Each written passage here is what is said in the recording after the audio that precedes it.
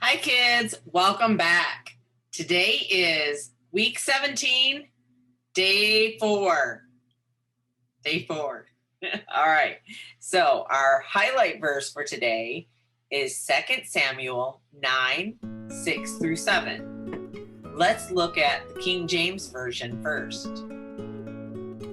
Now, when Mephibosheth, the son of Jonathan, the son of Saul, was come unto David, he fell on his face and did reverence.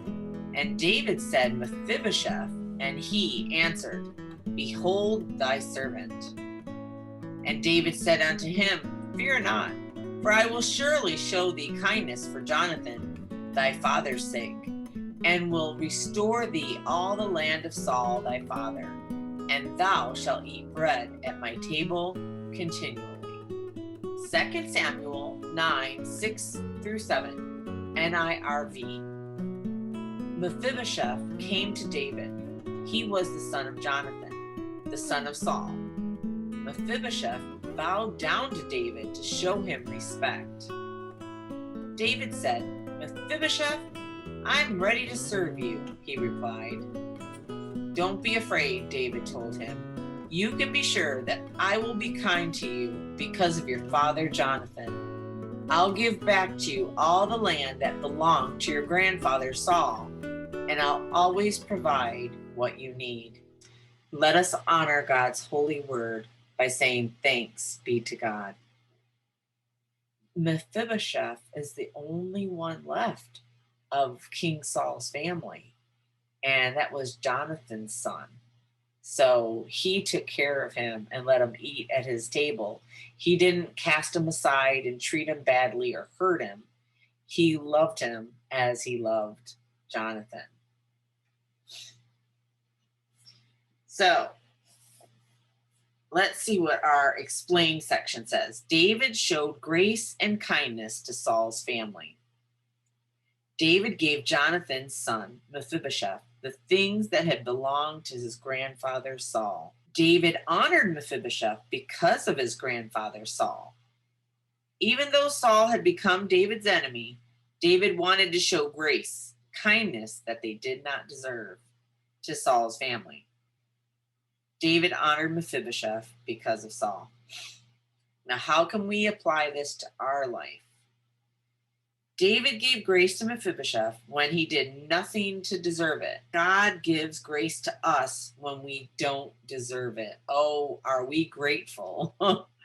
With a parent, discuss what it means to show grace. Has someone ever done something nice for you when you didn't deserve it? So if you can, take the time to do a little drawing in your journal or write a little note in your journal. I would love for you to just reflect on someone else being kind to you. Think about, when did somebody do something really nice for you? And you can write that down, draw a picture, and talk with your parent. So you can do all of the above or any of the above. All right, let's respond in prayer. Oh, Heavenly Father, thank you for giving me grace, even though I don't deserve it.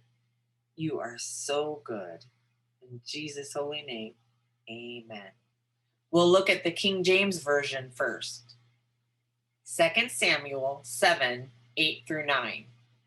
Now therefore, so shalt thou say unto my servant David, Thus saith the Lord of hosts, I took thee from the sheepcote, from following the sheep, to be ruler over my people, over Israel.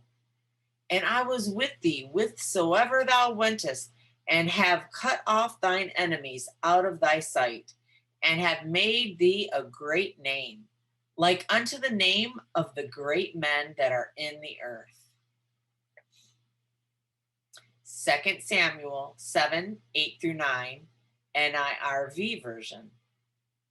So tell my servant David, the Lord who rules over all says, I took you away from the grasslands. That's where you were taking care of your father's sheep and goats. I made you ruler over my people Israel. I have been with you everywhere you have gone. I have destroyed all your enemies. Now I will make you famous, your name will be just as respected as the names of the most important people on earth. Let us honor God's holy word by saying thanks be to God. So our explain section in our foundations book says, God made a covenant, a special promise with David. So are you familiar with making a special promise with anyone? Have you ever had your parents say, this is our covenant, this is our promise? God promised future kings of Israel would come from David's family. So not only did he say, David, you'll be king, but he promised there would be future kings from your family, not your brother, but moving on in the generations to come. God promised David's kingdom would last forever. So it says, after David became king, God made a covenant with him. God told David that future kings of Israel would come from his family and that David's kingdom would last forever. So how can we apply this to our life? It says here, God kept his promise by sending Jesus as one of David's descendants. And then they give us a little activity where we can fill in each square by writing the first letter of each object to find out how long Jesus's kingdom will last. I'll show a picture on the screen, and that will help you to fill out your quiz. And here's my answer: forever. So God kept his promise by sending Jesus as one of David's descendants. Now, do you understand that Jesus is a descendant from David? So that is how God kept his promise. That is pretty amazing. Now let's respond in prayer. Oh, Father God, we love you. God, thank you for sending Jesus to be our King forever. In Jesus' holy name, amen. Amen. Now it's time for our memory verse. Psalm 51:10, King James Version. Create in me a clean heart, O God, and renew a right spirit within me. Psalm 51:10. And now for the NIRV version. Psalm 51:10, NIRV. God, create a pure heart in me. Give me a new spirit that is faithful to you. Psalm 51:10. And let us give thanks for the word of the Lord. Amen. Great job. Have a great day. See you next time.